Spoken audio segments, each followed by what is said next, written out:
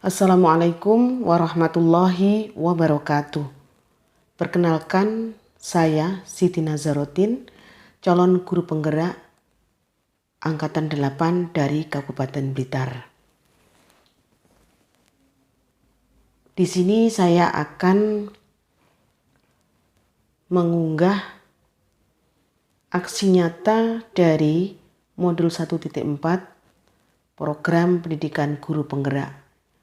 Modul 1.4 ini tentang budaya positif di sekolah. Sebelum lebih lanjut, saya menyampaikan tentang budaya positif yang ada di sekolah. Terlebih dahulu, saya akan menyampaikan paradigma pendidikan, terutama sesuai dengan yang sudah digagas atau sesuai dengan pemikiran Bapak Pendidikan kita, yaitu Bapak Ki Hajar Dewantoro. Menurut Ki Hajar Dewantoro, pendidikan itu pertama harus bisa memfasilitasi pembelajaran yang berpusat pada siswa. Apa maksud pembelajaran yang berpusat pada siswa? Bahwa dalam pembelajaran itu guru harus memenuhi kebutuhan yang dibutuhkan oleh siswa. Artinya pembelajaran tersebut yang lebih aktif adalah siswanya. Berarti di sini guru harus membuat pembelajaran yang seaktif mungkin. Membuat pembelajaran dengan berbagai macam metode, berbagai macam media yang menarik dan bervariasi, yang di dalamnya membuat siswa tersebut aktif dalam belajar. Yang kedua, paradigma pendidikan yang kedua adalah pendidikan harus memahami potensi siswa yang beragam. Maksudnya, siswa yang ada dalam kelas kita tentu terdiri dari beberapa macam karakteristik ya. Baik itu karakteristik dari latar belakang ekonomi keluarganya yang berbeda, kemudian latar belakang sosial, kulturnya yang berbeda, juga mungkin gaya belajar yang berbeda antara anak satu dengan yang lainnya. Nah, pembelajaran kita harus bisa mengampu keseluruhan potensi, keseluruhan perbedaan yang dimiliki siswa tersebut, sehingga semua perbedaan tersebut bisa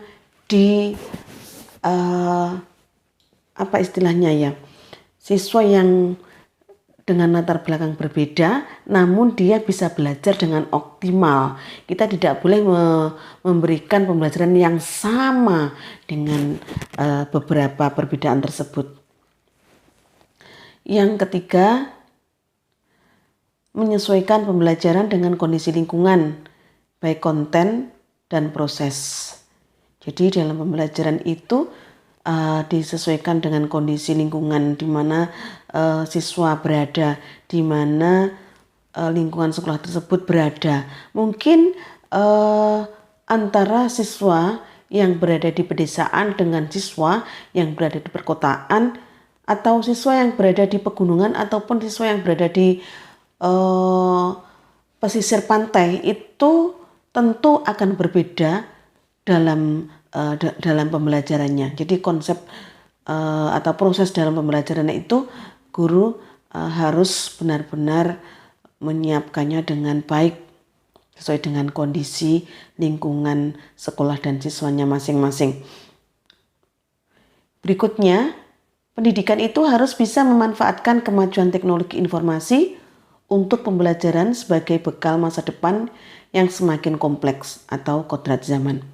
Di sini sebagai seorang guru harus melek teknologi ya. Tidak boleh gaptek. Apalagi sekarang ini adalah zamannya zaman teknologi informasi semakin maju, zamannya zaman digital, dan juga digitalisasi ini masuk dalam pendidikan. Semuanya sekarang itu serba online.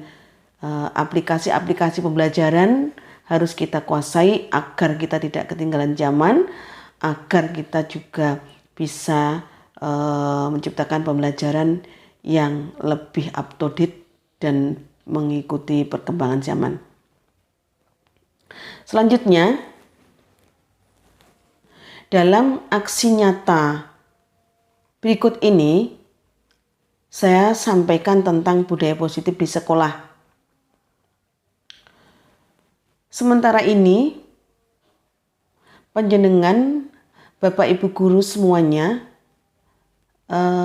dalam memandang kata disiplin, tentu panjenengan banyak yang berpendapat bahwa disiplin itu berarti anak-anak menurut, berarti anak-anak patuh terhadap peraturan yang ada, terhadap peraturan yang mungkin kita buat, ya, seperti itu.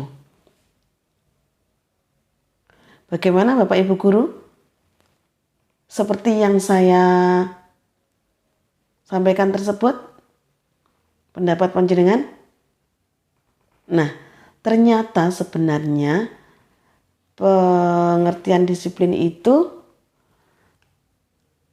disiplin positif itu harus diciptakan oleh murid itu sendiri. Jadi ketika kita menghendaki murid itu memiliki disiplin positif, itu berawal dari ketika anak-anak itu mempunyai masalah dan anak-anak itu bisa memecahkan masalahnya dengan kesadarannya sendiri, dengan caranya sendiri. Dan kita sebagai guru hanya membimbingnya, hanya mengarahkannya. Tidak boleh kita sebagai guru mendikte, kamu harus begini, kamu harus begitu.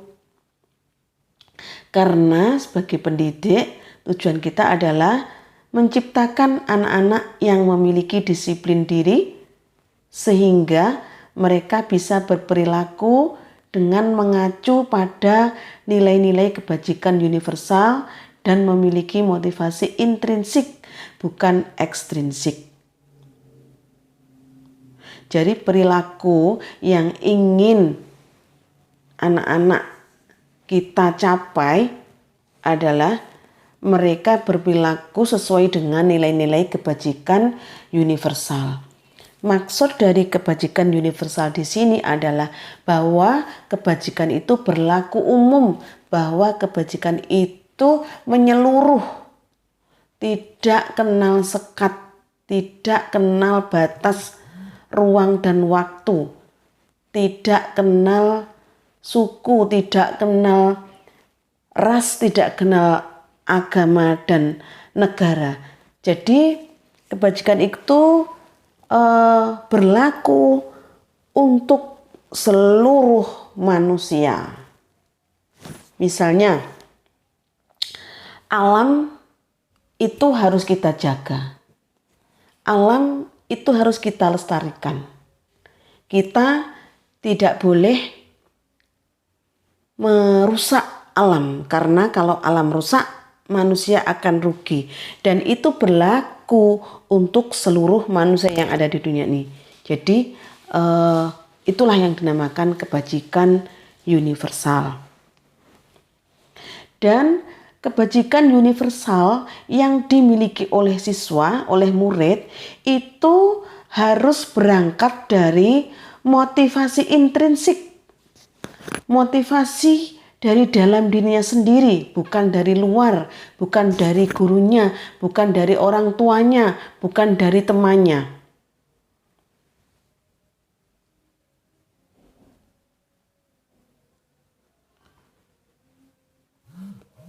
Kemudian tentang disiplin positif ini, Ki Hajar Dewantara mengartikan bahwa disiplin positif adalah sebagai bentuk kontrol diri, yaitu bagaimana seseorang bisa mengontrol dirinya untuk mencapai tujuan mulia. Tujuan mulia yang dianut, yang diturut, yang dituju di sini adalah mengacu pada nilai-nilai atau prinsip-prinsip mulia yang dianut seseorang. Apa itu prinsip-prinsip mulia yang dianut seseorang? Nilai-nilai apa? Yaitu tadi nilai-nilai kebajikan universal. Kemudian untuk apa kita perlu disiplin positif dalam sekolah? Tujuannya adalah menanamkan motivasi, menanamkan dorongan pada murid-murid kita, yaitu untuk menjadi orang yang mereka inginkan dan menghargai diri sendiri dengan nilai-nilai yang mereka percaya. Ketika murid-murid kita memiliki motivasi tersebut, mereka telah memiliki motivasi intrinsik yang berdampak jangka panjang. Motivasi yang tidak akan terpengaruh pada adanya hukuman atau hadiah. Motivasi yang merupakan atas dasar kesadarannya sendiri, dorongan dari dalam dirinya sendiri. Dengan adanya motivasi dari dalam dirinya sendiri, mereka akan tetap berperilaku baik dan berlandaskan nilai-nilai kebajikan karena mereka ingin menjadi orang yang menjunjung tinggi nilai-nilai yang mereka hargai dan mencapai suatu tujuan mulia.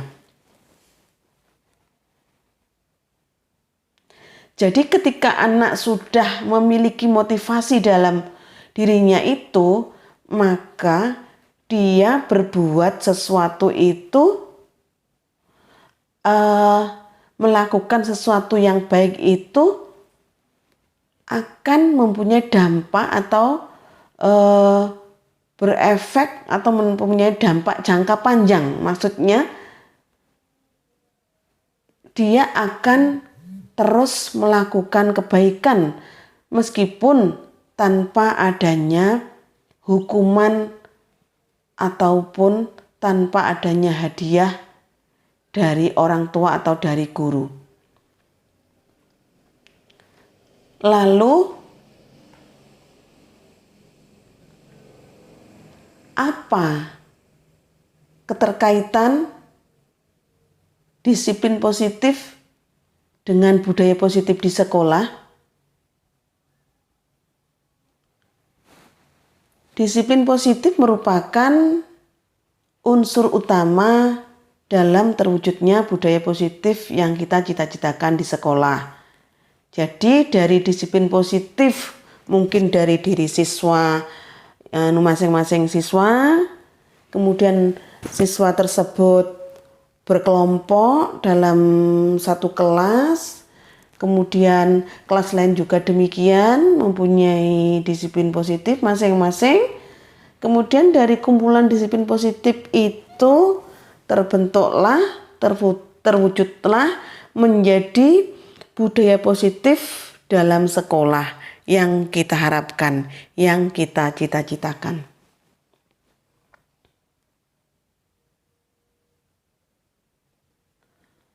Kemudian untuk mencapai disiplin positif itu tentu ada alurnya.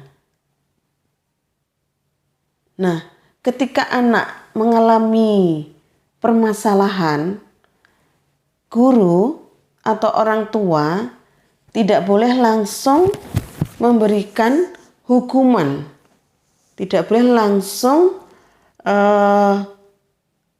menjas anak ya, langsung mengatakan bahwa kamu salah, bahwa kamu tidak boleh begini, bahwa kamu melanggar aturan, bahwa kamu harus dihukum dan seterusnya. Itu tidak boleh Bapak Ibu. Jadi dalam memecahkan permasalahan yang dialami oleh siswa, kita bisa menggunakan apa yang namanya restitusi ya. Mari kita lanjutkan. Apa sih pengertian restitusi itu? Restitusi adalah proses menciptakan kondisi bagi murid untuk memperbaiki kesalahan mereka, sehingga mereka bisa kembali pada kelompok mereka dengan karakter yang lebih kuat. Jossen 2004. Praktek pendidikan seringkali memisahkan anak-anak dari kelompoknya. Misalnya, seorang anak yang tidak kooperatif pada saat mendengar dongeng dari gurunya, anak tersebut disuruh keluar kelas dan dibiarkan tanpa pengawasan. Nah, kalau mereka tidak belajar, bagaimana nasib generasi kita ke depan? Kalau kita menjauhkan anak kita, maka mereka akan putus hubungan dengan kita.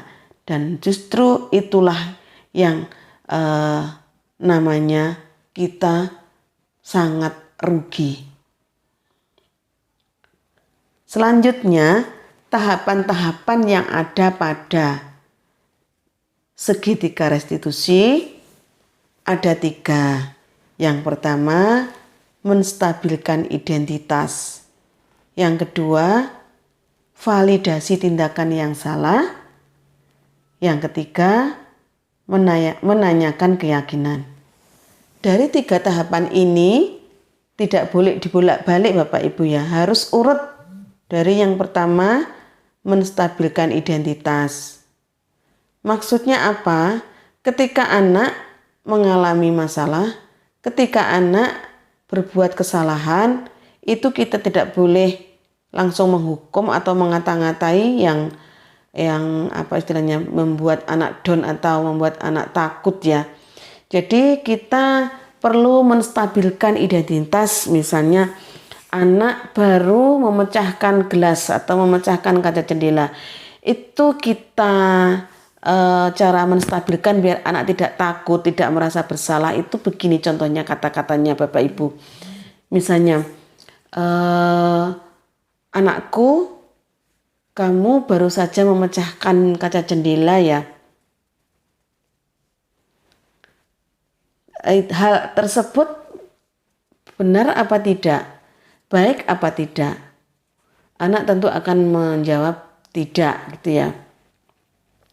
Nah, ketika anak menjawab tidak, berarti dia sudah mengakui kalau dia salah. Nah, ini perlu distabilkan biar tidak merasa salah sendiri. Kalimatnya seperti ini Bapak Ibu. Anakku, wajar kalau kamu berbuat salah. Setiap manusia pasti pernah melakukan kesalahan, termasuk bu guru. Seperti itu. Jadi itu namanya menstabilkan identitas. Kemudian tindakan berikutnya atau tahapan restitusi berikutnya adalah validasi tindakan yang salah. Nah, ini kalimatnya bisa berbentuk seperti ini Bapak Ibu. Kalau anak tadi sudah melakukan kesalahan, misalnya memecahkan kaca jendela dan sudah kita stabilkan identitasnya, sudah kita anak tidak merasa bersalah sendiri gitu. Pertanyaan berikutnya adalah sebagai tindakan validasi tindakan yang salah. Kamu tentu punya alasan mengapa sampai memecahkan jendela. Nah, ini namanya validasi tindakan. Nanti anak-anak akan bercerita mengapa, awal mulanya bagaimana sampai kaca jendela pecah. Nah, dari sini kan kita sudah bisa tahu anak mengakui kesalahannya, anak menyampaikan bagaimana ceritanya seperti itu. Yang terakhir adalah menanyakan keyakinan. Setelah tahap menstabilkan identitas serta tahap validasi tindakan yang salah sudah kita laksanakan, maka yang ketiga adalah menanyakan keyakinan. Setelah anak mengakui kesalahan dan menyampaikan alasannya, kita lanjutkan kepada keyakinan. Menanyakan keyakinan. Anakku, kamu masih ingat keyakinan apa yang sudah kita sepakati? Nah, anak tentu akan menjawab. Anak tentu akan bercerita tentang, menyampaikan tentang apa keyakinan yang sudah disepakati. Nah, dari situ nanti anak akan digiring untuk mencari solusi atas permasalahannya tersebut sampai dia menemukan solusi, dan guru selanjutnya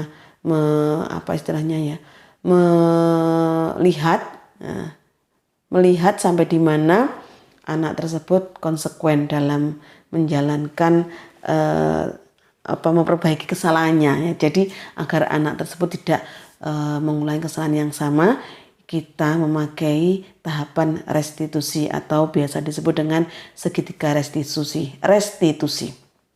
Nah, ini selanjutnya ada 5 posisi kontrol yang biasa dilakukan oleh guru, dan nanti termasuk panjenengan di mana posisinya, ya.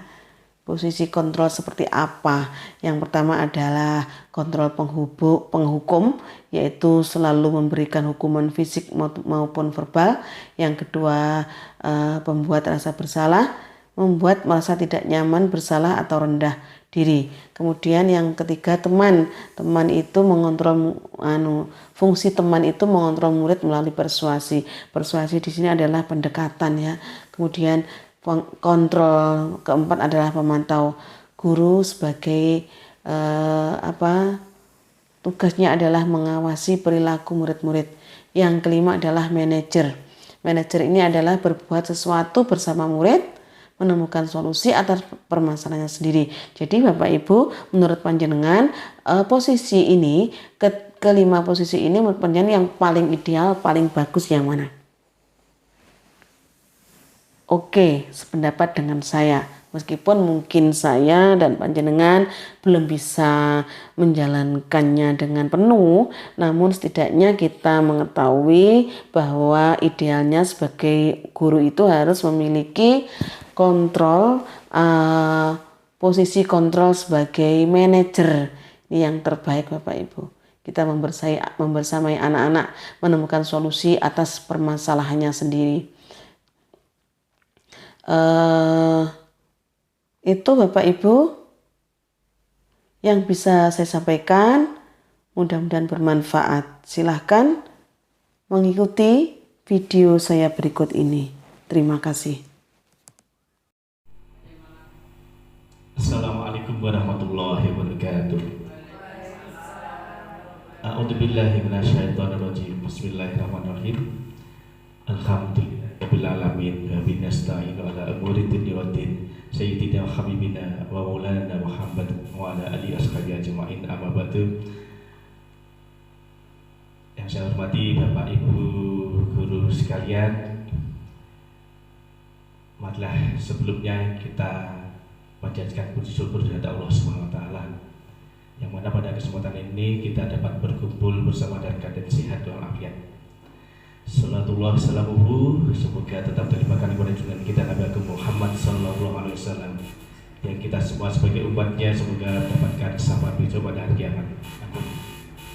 Bapak Ibu yang saya hormati, Hari ini kita berkumpul bersama dalam rangka desiminasi calon guru penggerak yang pada saat ini yaitu Ibu Siti Nazaruddin akan menyampaikan modul 1.4 tentang budaya positif di sekolah. Mari kita ikuti bersama nanti apa yang disampaikan oleh beliaunya, dan semoga kita semua sebagai pendengarnya mendapatkan manfaat dari desiminasi beliau. Mari kita buka acara ini dengan bacaan Al-Quran Al-Fatihah.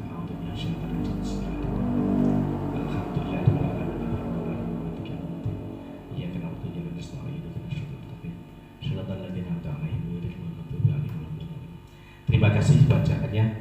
Kemudian langsung saja kita kepada pemateri, Bu Siti Nazaruddin akan menyampaikan sosialisasi modul 1.4 program guru penggerak, yaitu tentang budaya positif di sekolah. Kemudiannya dipersilakan. Assalamualaikum warahmatullahi wabarakatuh. Bismillahirrahmanirrahim. Bapak Ibu yang saya hormati, pada kesempatan kali ini saya akan mempresentasikan apa yang sudah saya dapatkan di program guru penggerak. Perlu diketahui bahwa saya adalah calon guru penggerak angkatan 8 dari Kabupaten Blitar, dan kami pada angkatan 8 ini di Kabupaten Blitar ada 21 orang ya. Kalau yang tahun kemarin itu ada 90, kalau sekarang ini hanya 21 orang, itu dibagi menjadi 2 kelas, dan satu kelas ada 2 kelompok, dan ada 4 pengajar praktek. Jadi mungkin kenapa sekarang yang untuk angkatan 8 ini hanya 21 orang, sedangkan yang kemarin banyak, itu karena keterbatasan pengajar praktek. Jadi mungkin nanti panjenengan kalau sudah mengikuti calon guru penggerak dan sudah lulus bisa lah mengikuti rekrutmen pengajar praktek. Baik Bapak Ibu, sebelum saya menyampaikan apa yang perlu saya sampaikan lebih lanjut, marilah kita awali dengan bacaan basmalah. Bismillahirrahmanirrahim. Ini intinya saya bukan sebagai pemateri Bapak Ibu ya, intinya kita sharing gitu ya, karena mungkin nanti dari panjenengan meskipun panjenengan belum mengikuti calon tidak menutup kemungkinan panjenengan sudah melaksanakan yang saya sampaikan nanti. Jadi mungkin nanti kita istilahnya sharing begitu ya. Sharing pengalaman saya selama mengikuti guru penggerak ini masih dapat 35% ya.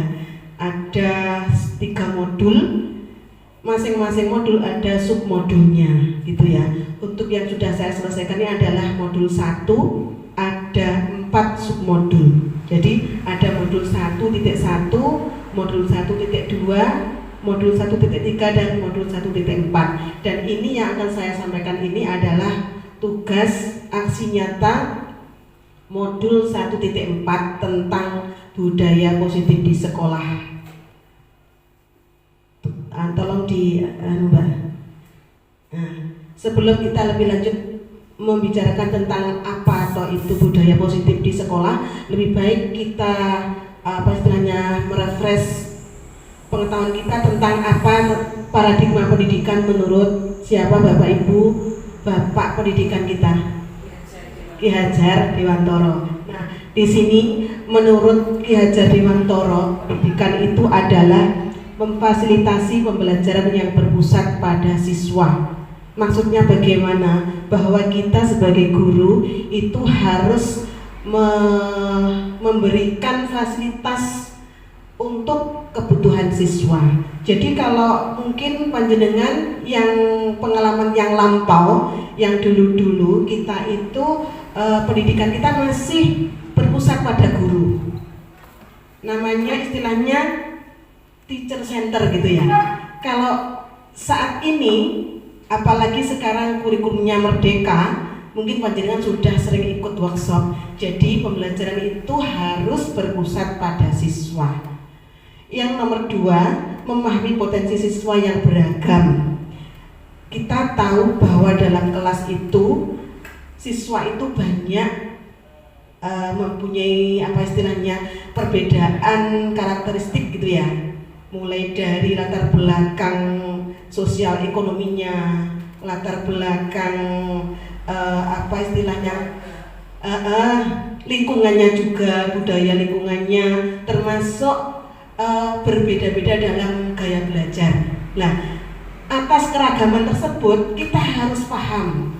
Setelah kita paham, nantinya bagaimana, apa yang kita lakukan, seperti itu.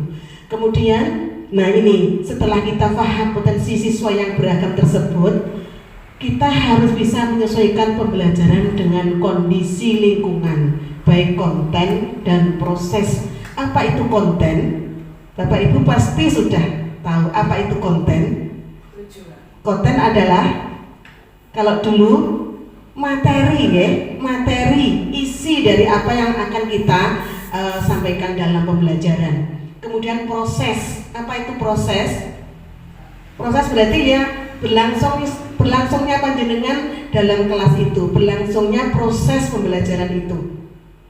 Kemudian selanjutnya memanfaatkan kemajuan teknologi informasi untuk pembelajaran sebagai bekal masa depan yang semakin kompleks. Kita tahu bahwa sekarang ini adalah eranya digital, era kemajuan teknologi informasi. Jadi sebagai guru mau nggak mau harus mengikuti perubahan tersebut. Mau nggak mau sebagai guru harus terus meningkatkan kompetensinya, termasuk dalam bidang IT. Karena pendidikan juga dalam pendidikan ada digitalisasi pendidikan, gitu. Semuanya serba online, Bahkan kemarin ketika ada pandemi kita sempat kaget gitu untuk melaksanakan pembelajaran daring tersebut. Ada kita kenal Google Classroom, ada Google Form, ada Zoom Meeting, ada apa lagi Bapak Ibu, Google Meet, dan yang lain masih banyak lagi. Jadi ini paradigma pendidikan yang sebenarnya sudah sejak dahulu digagas, dirintis, merupakan ini pemikiran dari Ki Hajar Dewantoro yang sampai sekarang masih terus kita pakai gitu ya. Lanjut. Nah, sekarang kita melangkah kepada materi. Pandangan guru tentang disiplin. Menurut panjenengan apa yang tertulis di sini seperti yang panjenengan bayangkan juga? Apa sependapat dengan panjenengan? Kebanyakan guru sangat tertarik dengan topik pembahasan tentang disiplin. Mereka berpendapat bahwa kalau saja anak-anak bisa disiplin, pasti mereka akan bisa belajar. Para guru juga berpendapat bahwa mendisiplinkan anak-anak adalah bagian yang paling menantang dari pekerjaan mereka. Bagaimana dengan Bapak Ibu guru? Apakah memiliki pendapat yang sama? Ya. Oke, lanjut Pak. Nah, ternyata seperti ini jawabannya. Biarkan mereka memecahkan masalahnya sendiri. Iki terus piye? Panjenengan pasti masih ada banyak pertanyaan gitu ya terkait ini. Nah, sebagai pendidik, tujuan guru adalah menciptakan anak-anak yang memiliki disiplin diri, sehingga mereka bisa berperilaku dengan mengacu pada nilai-nilai kebajikan universal dan memiliki motivasi intrinsik, bukan ekstrinsik.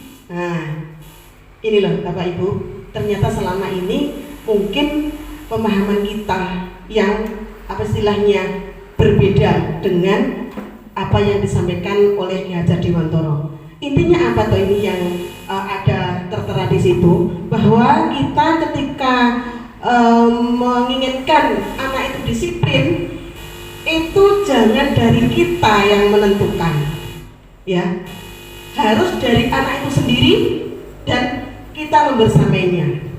Itu. Kemudian apa sih yang diharapkan dari anak tentang nilai-nilai yang bagaimana yang diharapkan muncul dari anak itu, nilai-nilai kebajikan universal. Apa itu nilai-nilai kebajikan universal? Mungkin Bapak Ibu ada yang mempunyai pendapat tentang apa yang dimaksud dengan kebajikan universal. Universal itu artinya apa Bapak Ibu? Umum, menyeluruh, betul sekali Bu Im. Jadi yang dimaksud dengan nilai-nilai kebajikan universal di sini adalah bahwa kebajikan itu berlaku untuk umum, untuk semua. Tidak ada sekat, okay? Tidak ada sekat agama, tidak ada sekat bangsa, tidak ada sekat ras, ya. Misalnya mencuri itu dilarang. Mencuri itu dilarang, itu berlaku untuk agama apapun, berlaku dimanapun, seperti itu ya. Itu termasuk kebajikan universal, dan inilah yang harus kita tanamkan pada anak. Sekali lagi, kebajikan universal itu tidak mengenal sekat, tidak mengenal agama, dan itu yang harus kita tanamkan pada anak. Dan nantinya itu akan berkembang kepada toleransi, berkembang kepada moderasi beragama. Bagaimana seorang guru menjadi teladan di sekolah, juga di masyarakat, ya, sebagai penengah. Artinya kita bisa beradaptasi di masyarakat. Ojo malah gawe istilah sekat, gawe apa istilah fanatik gitu ya, nggak boleh fanatik dalam beragama untuk di masyarakat. Artinya gini, jangan merasa, kalau di masyarakat jangan merasa bahwa misalnya kebetulan kita Islam ya, jangan merasa bahwa kita itu paling benar dan menganggap kelompok lain itu salah dan nantinya kita sendiri, kelompok kita yang masuk surga. Jangan seperti itu. Meskipun dalam pelaksanaannya kita beribadah harus sesuai dengan apa yang ada dalam syariat agama kita. Tapi untuk kemasyarakatan kita tidak boleh merasa paling suci, paling pinter atau paling benar, tidak boleh, ya. Seperti itu. Jadi yang dimaksud kebajikan universal di sini seperti itu. Kemudian adanya kesadaran pada anak untuk melakukan sesuatu atau tidak melakukan sesuatu itu seharusnya berangkat dari motivasi intrinsik. Ini berarti dalam diri anak itu sendiri, bukan dari orang dewasa, bukan dari kita. Kalau selama ini mungkin kita kan selalu mendikte ya, mendikte awakmu ojo ngene, awakmu ngene yo kan itu didikte. Padahal anak kan juga mempunyai pemikiran. Nah, bagaimana nantinya kalau anak melakukan kesalahan? Ya nggak apa-apa, orang dewasa saja banyak melakukan kesalahan. Permasalahannya bagaimana ketika anak melakukan kesalahan kita membenarkan tanpa menggurui, kita membersamai anak itu bagaimana dia menyadari kesalahannya dan kita fasilitasi agar anak memiliki daya untuk mencari solusi sendiri. Tuh. Coba lanjut Mbak. Nah, ini kita lanjut pada disiplin positif. Disiplin positif. Disiplin ini berarti apa? Kenapa Bapak Ibu jelek memahami disiplin? Jangan seperti itu. Jangan baca itu dulu. Kalau disiplin menurut jenengan sesuatu yang menurut aturan itu ya. Nah, terus positif berarti aturan yang baik. Nah, kalau menurut Ki Hajar Dewantara, makna disiplin positif yang dikemukakan oleh Ki Hajar Dewantara, disiplin sebagai bentuk kontrol diri, yaitu belajar untuk kontrol diri agar dapat mencapai suatu tujuan mulia. Berarti bagaimana kita menanamkan pada anak agar mereka mempunyai kontrol diri. Artinya anak-anak itu bisa menyadari bahwa apa yang dia lakukan itu benar. Kalau dia melakukan kesalahan, bagaimana akibatnya. Jadi ada semacam istilahnya anak itu kalau aku ngene akibatnya seperti ini, kalau akibatnya seperti ini solusinya seperti apa, itu anak dilatih untuk memecahkan permasalahannya sendiri. Guru nanti kita akan melihat kontrol kita sebagai posisi kita sebagai apa, nanti ada bermacam-macam posisi kontrol orang dewasa. Tujuan mulia di sini mengacu pada nilai-nilai atau prinsip-prinsip mulia yang dianut seseorang. Nilai-nilai yang tersebut adalah nilai-nilai kebajikan yang universal seperti yang saya sampaikan tadi. Lanjut.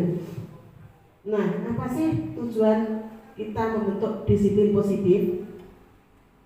Tujuan dari disiplin positif adalah menanamkan motivasi pada murid-murid, yaitu untuk menjadi orang yang mereka inginkan dan menghargai diri sendiri dengan nilai-nilai yang mereka percaya. Jadi intinya bukan membentuk anak sesuai dengan keinginan kita, tapi ben bocah milih sesuai dengan apa yang diinginkan. Ketika murid-murid kita memiliki motivasi tersebut, mereka telah memiliki motivasi intrinsik, bukan ekstrinsik, yang tidak akan terpengaruh pada adanya hukuman atau hadiah. Ini Bapak Ibu yang selama ini mungkin kita masih miss ya tentang adanya hukuman dan hadiah. Mereka akan tetap berperilaku baik dan berlandaskan nilai-nilai kebajikan karena mereka ingin menjadi orang yang menjunjung tinggi nilai-nilai yang mereka hargai atau mencapai suatu tujuan mulia. Sampai di sini panjenengan paham nggih? Artinya bahwa tentang penggunaan hukuman dan hadiah apakah masih relevan untuk kita terapkan? Tidak ya? Ya lihat-lihat. Kalau menurut saya pemberian hukuman dan hadiah, terutama hadiah itu masih bisa kita terapkan, tapi konteksnya adalah sebagai apresiasi. Okay? Ketika anak berprestasi, ketika anak bisa berlari, ya, bisa berlari sing dhewe. Nah, itu bisa panjenengan kasih hadiah. Intinya itu untuk apresiasi, bukan untuk istilahnya apa ya? Gini, kalau panjenengan selalu memberikan hadiah ketika anak melakukan sesuatu begitu terus, anak itu ketika suatu saat panjenengan tidak ada, panjenengan pindah sekolah, terus ketika yang melanjutkan guru berikutnya itu tidak memberikan hadiah, anak itu bagaimana kira-kira? Apakah tetap semangat untuk melakukan sesuatu itu? Nah, disinilah Bapak Ibu maksudnya bahwa pemberian hadiah dan hukuman itu ternyata sudah tidak relevan lagi gitu. Karena anak melakukan sesuatu bukan karena dorongan intrinsik, bukan karena kesadarannya, tapi karena diberi hadiah. Mungkin selama ini kita masih menjalankan itu ya. Nah, mudah-mudahan setelah ini kita sedikit demi sedikit dikurangi ya Bapak Ibu. Lanjut. Nah, apa sih keterkaitan antara disiplin positif dengan budaya positif di sekolah? Disiplin positif merupakan unsur utama dalam terwujudnya budaya positif yang kita ciptakan di sekolah. Wes semua warga sekolah mempunyai disiplin positif masing-masing, tentu ini akan menjadi budaya positif di sekolah tersebut. Misalnya nggak usah apa istilahnya jauh-jauh, nggak usah yang muluk-muluk, yang sederhana saja. Misalnya kita budayakan kebersihan, ya, menjaga kebersihan di lingkungan sekolah. Itu kalau sudah menjadi budaya positif, sudah menjadi disiplin positif masing-masing anak dan guru di sini sebagai teladan, maka insya Allah tidak akan terpengaruh adanya hadiah maupun tidak. Jadi di sini peran guru sangat penting untuk apa? Menjadi contoh bagi anak-anak dalam upaya penerapan disiplin positif yang nantinya akan menjadi budaya positif di sekolah. Nggak usah ado-ado, nggak usah angel-angel, ya. Karakter-karakter yang positif itu loh, Bapak Ibu, yang perlu kita tanamkan pada anak, ya.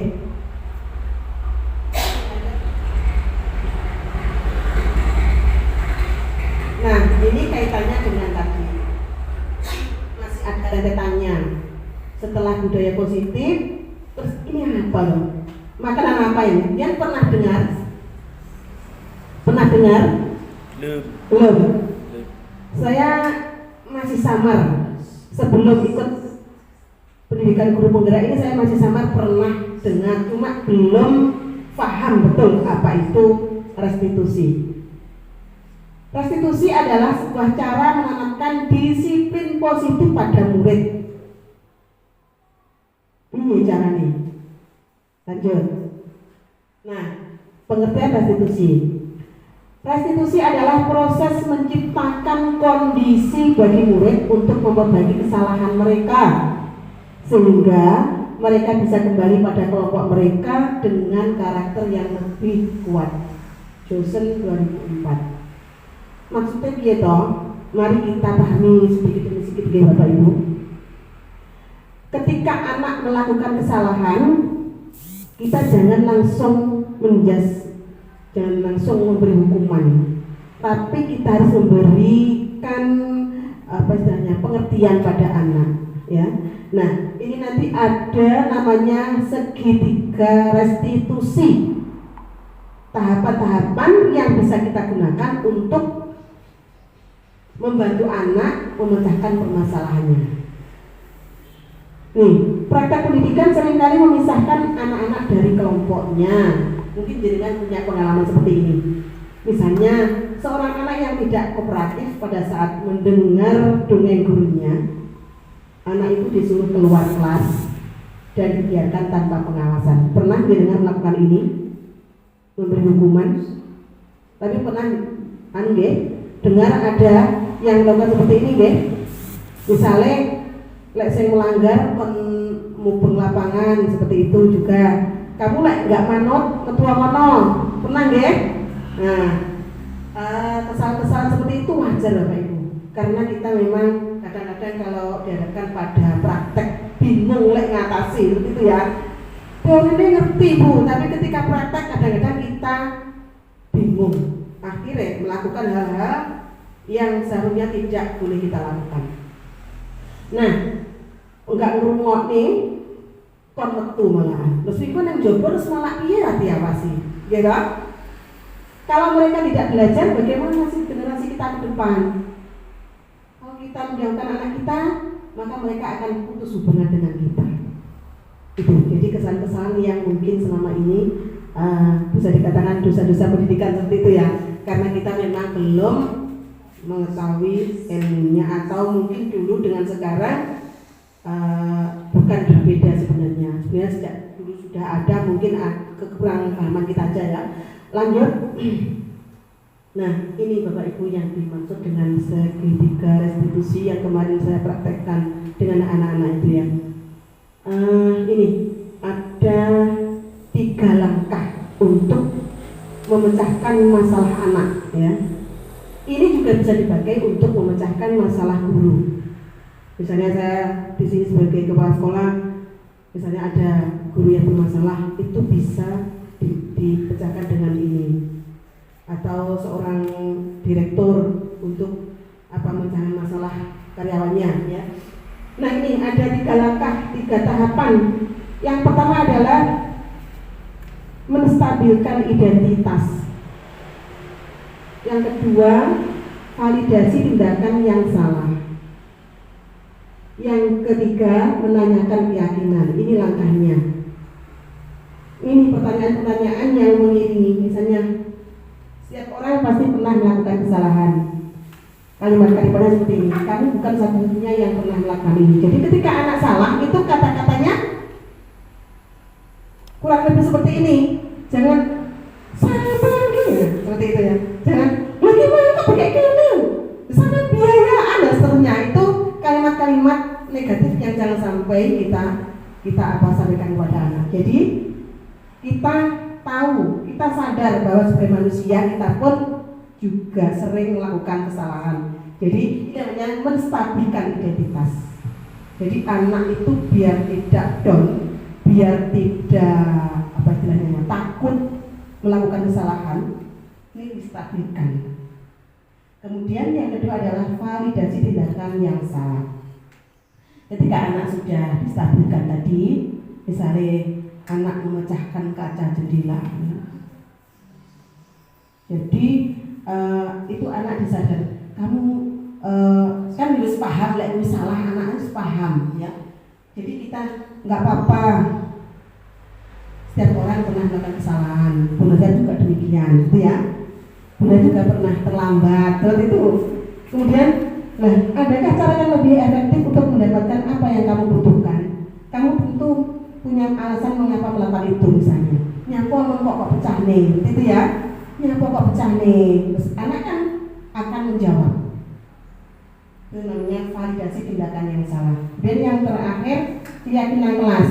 Nah ini Bapak Ibu, kalau panjenengan belum membuat keyakinan kelas, nanti panjenengan segera membuat keyakinan kelas, ya, yang disepakati bersama oleh murid-murid.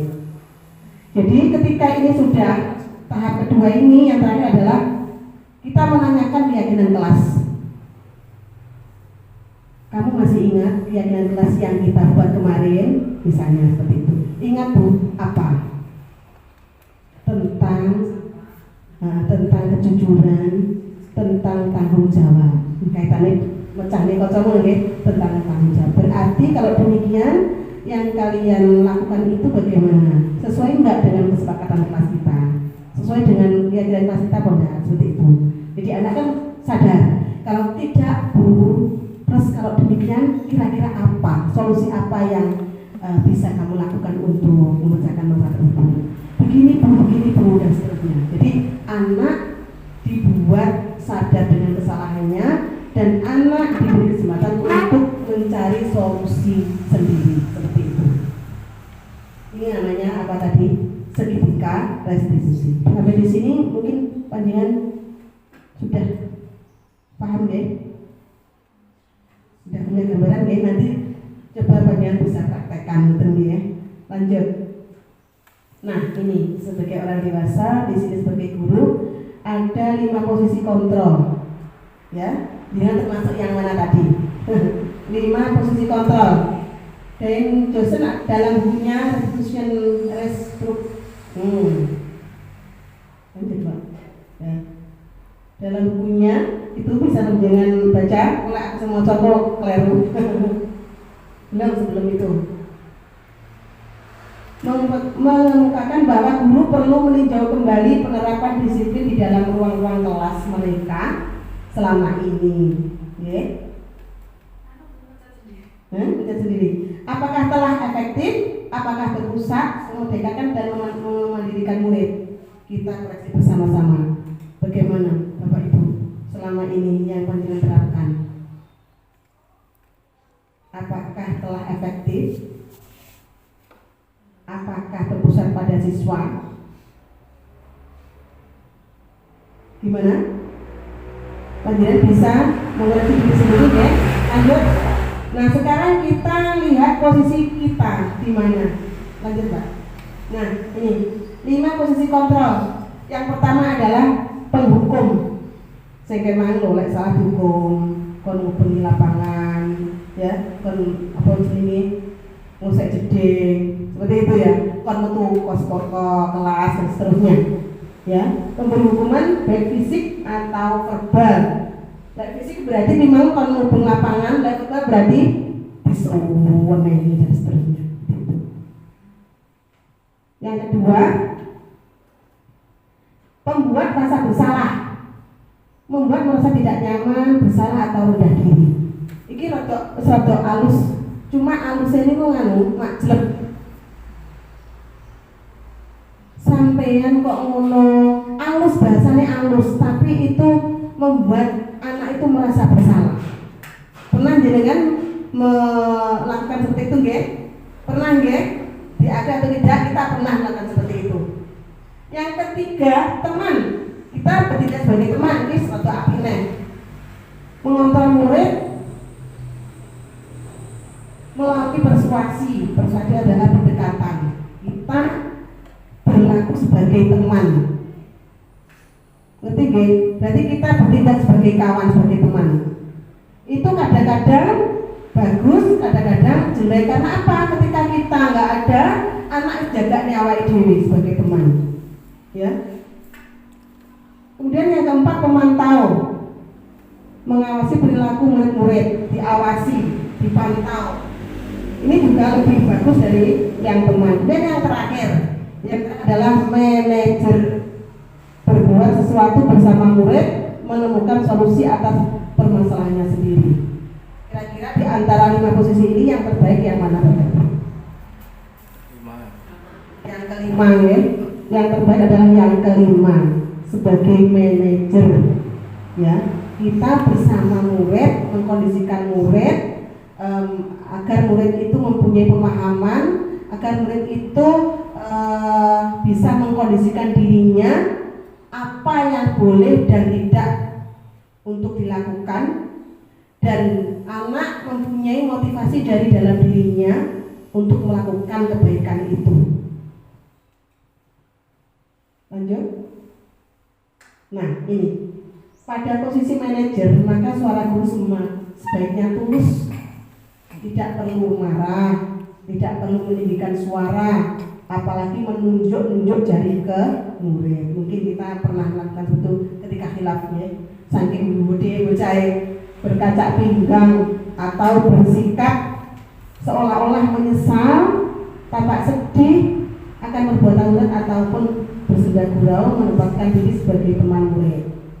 Fokus ada pada murid, bukan untuk membahagiakan guru. Kadang-kadang kita itu kan berbuat dari sisi kepentingan kita. Padahal sebagai guru kita harus menyadari bahwa kita ada itu untuk murid. Bukan murid yang harus mengerti kita, tapi kita yang harus mengerti mereka. Murid sudah mengetahui adanya suatu masalah dan sesuatu perlu terjadi. Pada posisi manajer, guru akan mengembalikan tanggung jawab pada murid untuk mencari jalan keluar permasalahannya, tentu dengan bimbingan guru. Ini intinya Bapak Ibu, budaya positif yang harus kita tanamkan pada anak-anak, bahwa anak-anak itu harus memiliki kesadaran dari dirinya sendiri untuk melakukan sesuatu ataupun tidak melakukan sesuatu, tentu dengan bimbingan guru. Mungkin dari sini ada yang ingin panjenengan tanyakan atau sudah paham? Mungkin bisa itu Mbak dibuka yang skenario restitusi. Nah ini Bapak Ibu contoh skenario ketika restitusi. Jadi kita memanggil anak yang bermasalah tadi, kita tanya baik-baik. Alurnya masih ingat ada 3 tadi ya. Yang pertama adalah menstabilkan tindakan, yang kedua adalah validasi tindakan yang salah, yang ketiga menanyakan keyakinan kelas. Keyakinan kelas masih ingat, itu dari kesepakatan kelas yang dibentuk bersama itu menjadi keyakinan kelas yang harus diyakini, harus dijalankan bersama-sama. Nah, dari percakapan ini Rangga dan saya coba panjenengan baca yang dari percakapan itu di mana yang termasuk, bagaimana yang termasuk validasi, menstabilkan tindakan. Kan tadi Rangga melakukan kesalahan, memecahkan kaca ya. Yang menstabilkan tindakan yang mana? Ini Bapak Ibu yang saya tandai merah ya. Memecahkan jendela kelas merupakan sebuah kesalahan akibat dari kelalaian. Rangga telah melakukan kesalahan namun wajar ya. Inilah, namun wajar, sebagai manusia pasti pernah melakukan kesalahan. termasuk Bu Nazar juga pernah melakukan kesalahan. Ini namanya menstabilkan tindakan. Ben bocah ini nggak merasa bersalah, ya. Ben bocah ora wedi. Kemudian yang berikutnya, yang validasi tindakan. Sekarang sebelum Ibu lanjutkan, coba ceritakan mengapa Rangga memecahkan kaca jendela kelas. Alasannya kenapa? Itu namanya validasi tindakan. Tindakan sing memecahkan jendelamu loh, nyapo kok sampai pecah. Agak di scroll, digelur Mbak. Nah, saya tidak sengaja Bu. Bisa kamu ceritakan lebih lanjut seperti apa kejadiannya? Kon cerita bocah. Ketika saya iseng-iseng bermain bola di halaman, saya menendang bola sangat kencang, Bu. Saya tidak menyadari kalau tendangan saya tersebut membuat bola mengarah ke jendela kaca dan mengakibatkan pecah. Anda tahu akibat jendela yang pecah tersebut merugikan warga sekolah? Ya Bu. Lalu apa saja kerugiannya? Banyak Bu, antara lain pecahan kaca bisa melukai badan. Nah, anak kan berpikir sendiri kan? Jadi kita pancing-pancing agar anak itu sadar apa yang dilakukan itu adalah sebuah kesalahan, tapi tidak merasa takut gitu loh. Kemudian ini banyak Bu dan sebagainya bla bla bla bla. Nah, Rangga masih ingat dengan keyakinan kelas yang kita buat kemarin apa? Nah, ini namanya apa ini? Bagian apa ini? Menanyakan keyakinan dieling ini dia tas gaya kesepakatan kelas, tas gaya keyakinan, memang saya kok langgar gitu ya. Terus ditanyakan apa tentang apa, kan dijawab dengan tanggung jawab. Jadi sebagai siswa harus tanggung jawab. Lek mencah nih ke anu apa, pocong, lek nilang nih buku perpus dan seterusnya itu kita bahas di sini. Terus ditekoni nih, menurut Rangga tentang tanggung jawab itu penting nggak? Penting Bu. Jadi anak itu digiring terus. Jadi kita nggak boleh mendikte anak. Oh, kudu ngene nggak boleh, ya seperti itu. Terus ini, ketika anak sudah menjawab seperti ini, nah sekarang Ibu tanya, menurutmu apa yang harus dilakukan biar kamu tidak mengulangi kesalahan yang sama? Main bola di lapangan kan, anak berpikir main bola di lapangan Bu, yakin bisa dikejar terus, yakin Bu. Sekarang sudah tahu apa yang harus dilakukan, berarti yakinkan lagi. Sudah Bu, sudah siap, sudah Bu. Kapan nggak akan mulai? Sekarang atau minggu depan kalau ketika bermain bola dan seterusnya seperti itu. Intinya bahwa kita itu tidak boleh mendikte anak. Anak itu adalah juga punya pikiran, juga punya inisiatif. Seperti itu. Mungkin dari sini Bapak sudah paham ya.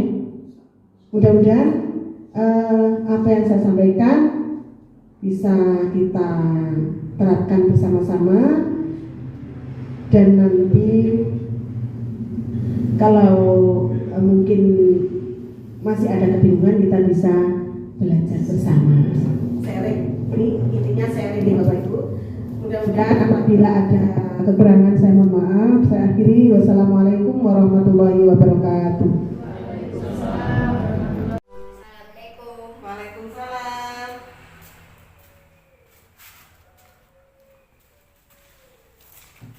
Selamat pagi Rangga. Pagi Bu. Bagaimana kabarmu hari ini Nak? Baik Bu. Kamu tahu tidak mengapa Bu Nazar panggil ke sini? Tidak tahu Bu. Kemarin Bu Nazar dapat laporan dari teman-temanmu bahwa kamu memecahkan kaca jendela kelas. Benar seperti itu? Iya Bu. Kamu tahu bahwa perbuatan itu bagaimana? Baik tidak? Tidak Bu. Nah, perbuatanmu memecahkan kaca jendela itu adalah perbuatan yang salah. Kamu wajar sebagai manusia pasti pernah melakukan kesalahan. Begitu juga dengan Bu Nazar pernah melakukan kesalahan. Tapi di sini Bu Nazar tidak akan berbicara mana yang salah, mana yang benar, siapa yang salah, siapa yang benar. Bu Nazar hanya ingin membantu Rangga untuk menghadapi, untuk mengatasi permasalahan ini, ya.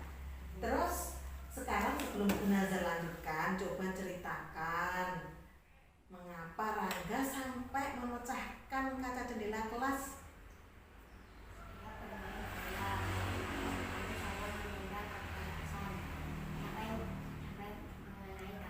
Oh, ceritanya sampean pas bermain bola di halaman, mari ngono sampean lek nendang terlalu kencang.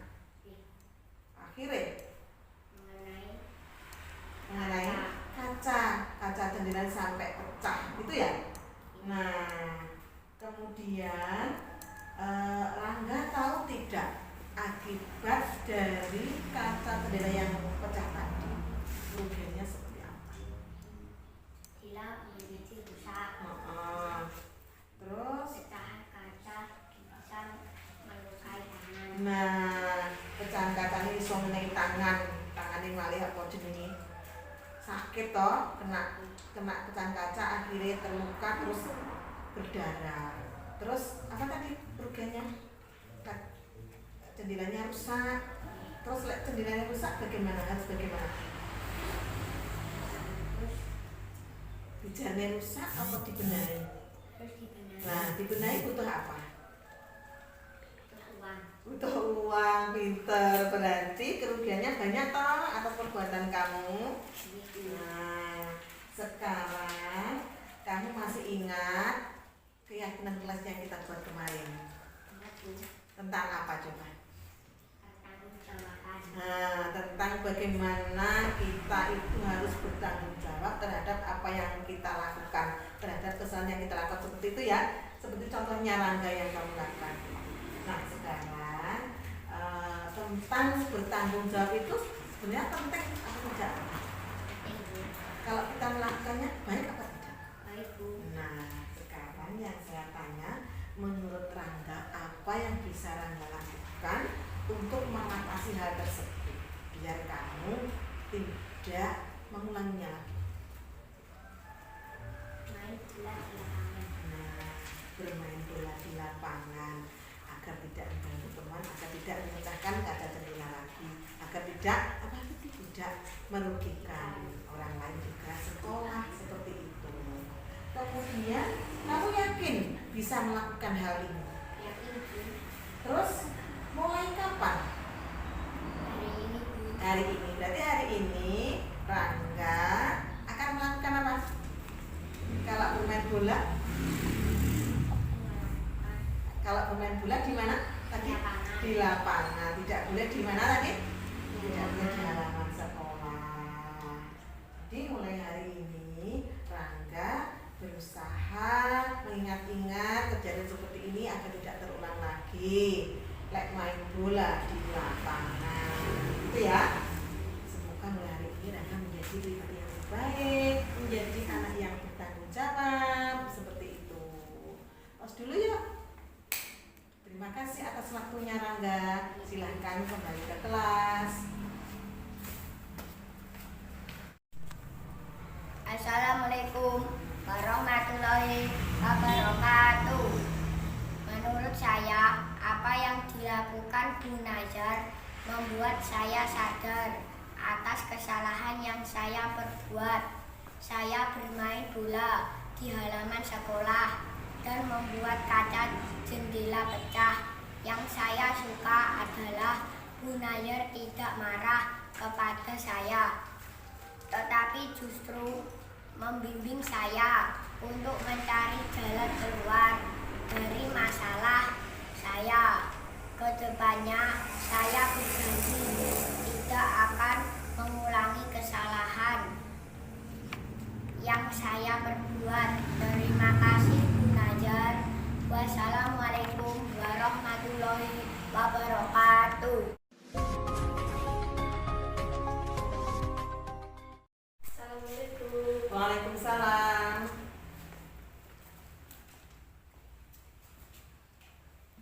Selamat siang, Nurul. Siang, Bu. Bagaimana kabarmu, Nak? Alhamdulillah sehat, Bu. Kamu tahu nggak Bu Nazar panggil ke sini tadi? Tidak tahu, Bu. Pagi tadi Bu Nazar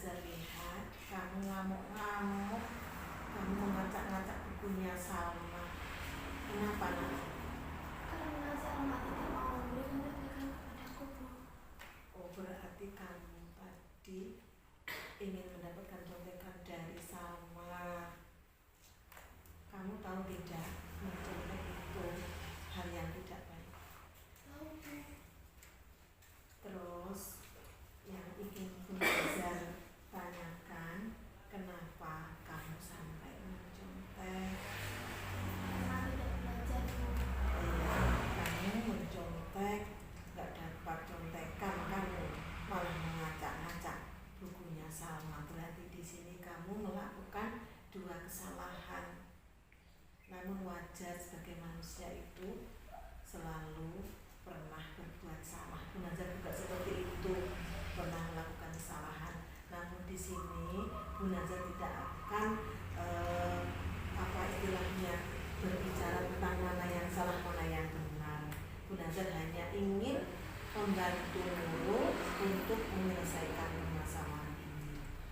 Terlebih dahulu sebelum saya lanjutkan, coba ceritakan kenapa kamu sampai mencontek.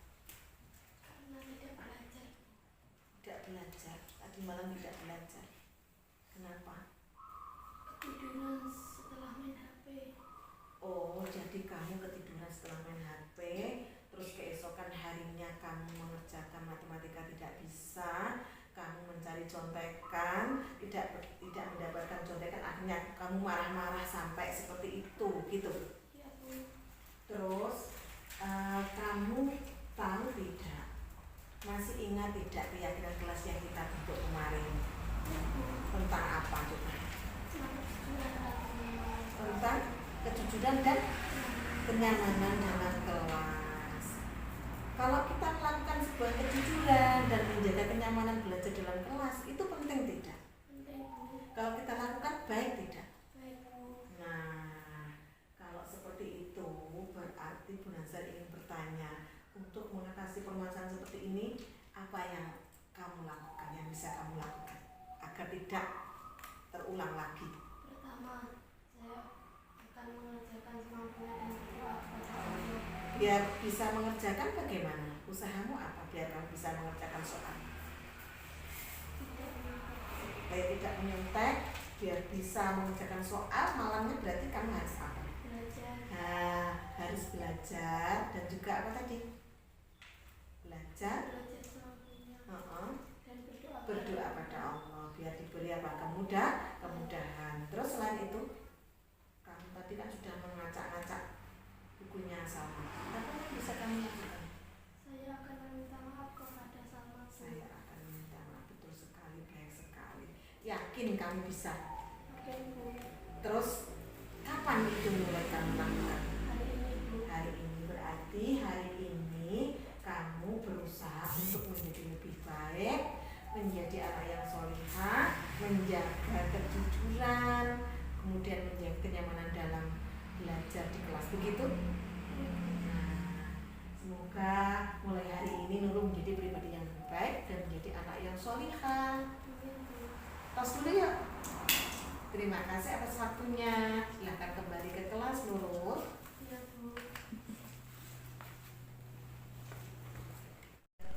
Assalamualaikum warahmatullahi wabarakatuh.